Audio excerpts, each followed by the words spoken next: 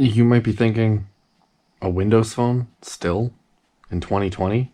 Well, almost. So we have here the Microsoft Lumia 950 XL, the OG of the Windows phone, the last good one. We have the Metro style home screen. Go over and you have all of your apps. Now, this is an amazing phone. It goes without saying. The camera is still very relevant in today. A lot of the apps aren't because there's none. So there's very little use in this phone still. So what is the alternative for a Windows phone in 2020? I tried using one for most of 2019, and the only reason I stopped was because of the app support. It was still very relevant. I still used it a lot as my daily driver. Really, there's nothing wrong with it other than the apps. So how do we go back to this with today's app support? Samsung Galaxy S10. From my last video, we had pretty much everything that was wrong with this and how I recognize Samsung phones as not being Android phones because they're so different from actually being Android. So how did I put up with this phone for that long? Well, Launcher 10. Then we have the Bixby Remap and Cortana. And then finally, SwiftKey. Now we can switch to Launcher 10 as our default. And would you look at that? Very Microsoft looking. Swipe over, we have our apps. Very much like a Windows phone, very fluid. Instead of the Microsoft Store, we have the Play Store. So now we can go into the preferences. And in here you can actually change pretty much everything. Like, this launcher is fantastic. You can change the colors of everything. You can change the transparency. So we can change the transparency, which makes them pretty much completely solid. You can change the background to just a solid color. So now we have a launcher kind of setup. We're going to add these here. We're going to pin those to start to fill some space up. So you can see that you fill it up just like a regular Windows phone. You can move them around just like a Windows phone. It's pretty much the same environment. You can make them bigger, you can make them smaller. Edit. You can change the color of the label at the bottom to be whatever we want. We can change the size of it, which actually has more versatility than the Windows phone because you can go in half steps. So 4, 5, or 6. You can do 3. If you wanted to have 2 3x squares to fill it up, you can pretty much make these the size of whatever you want.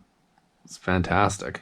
You can change the icons to whatever you want. If you have different icon packs installed, you can change the color of the icons depending on, again, icon packs. You can change the background color. Now, I'm gonna get into Cortana. Tell me a joke. What's brown and sticky? A stick. And you can go through whatever you want. When's my next meet? You don't have any events coming up. Thanks. So just basic nonsense. Now we can set up Bixby actions. So now we can remap the Bixby key. Set Cortana. Now we can disable that. Hi there.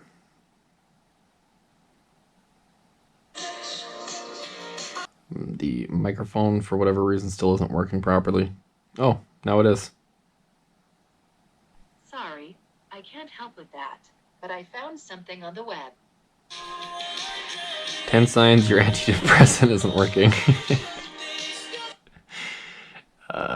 Excellent. These are excellent search results.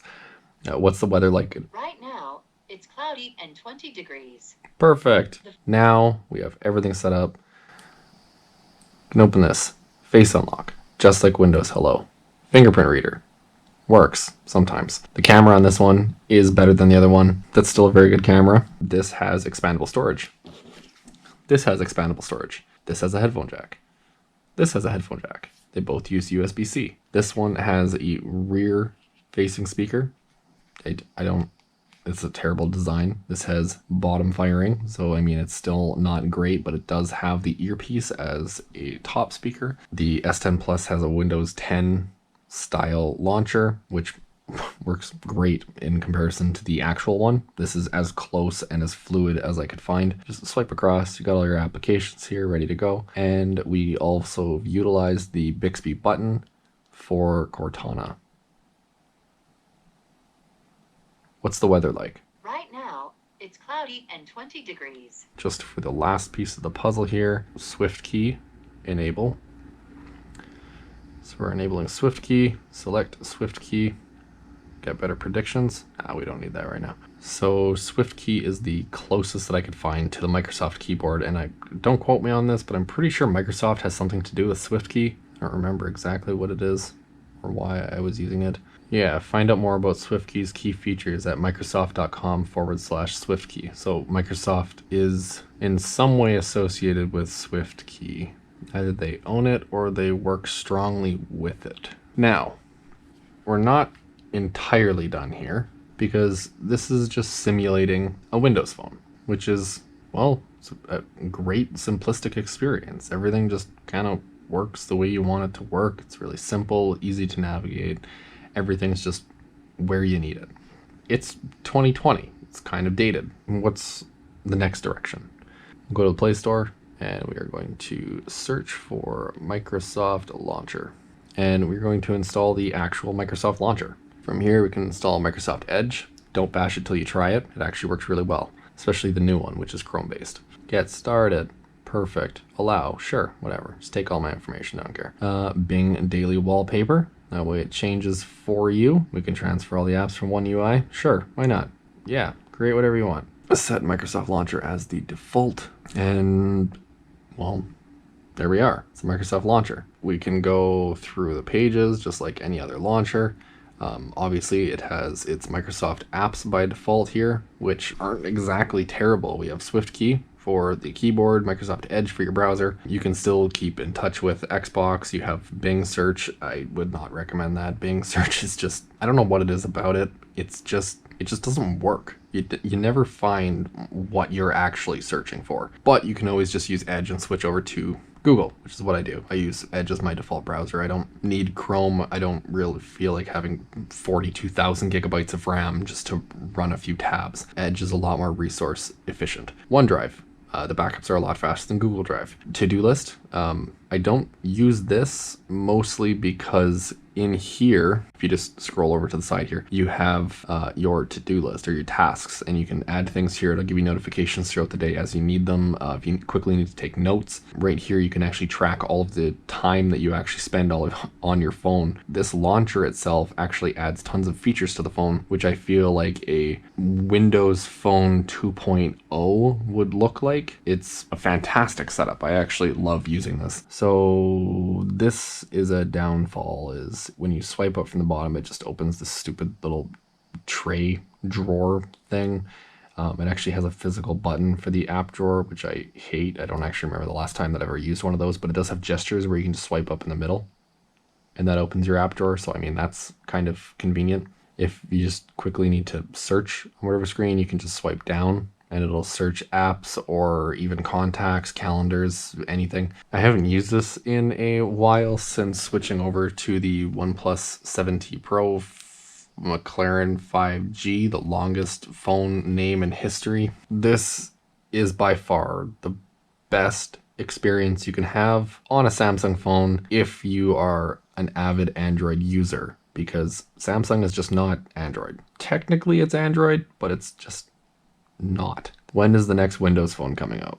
I'm sorry, I can't help out with that one, but I found this on the web. Well, Microsoft's next flagship Windows phone to come out, 2014. You heard it there, straight from Cortana. There's no new Windows phones. There is that rumored one supposed to be coming out running Android. I would assume is going to be something similar to this. If you want a Windows Phone experience, Launcher 10. If you want a Windows Phone 2.0 experience, Microsoft Launcher. If you want to use it on a phone that's not Android and you want to get used to a new environment that actually kind of fits this phone very well, try it with the S10 Plus. To me, this is the perfect setup for the Samsung. It's just getting rid of everything that you can and running as much Microsoft as you can. So that way you have a full new environment to try and get used to and dive yourself into in an attempt to replace the Microsoft phone. You can start by using Launcher 10, kind of get your hands into Android, and then when you're feeling confident, switch over to the Microsoft launcher. It just keeps things clean, simplistic. From there, you're pretty much an avid Android user at that point, and you can get rid of all this stuff and switch over to a good phone, like the OnePlus 7T Pro McLaren 5G. That is the stupidest name. Anyway, that's my take on a Windows phone for 2020. So hopefully you like what I've come up with. It's the closest experience to one that I could find. And on that note, I hope you enjoyed.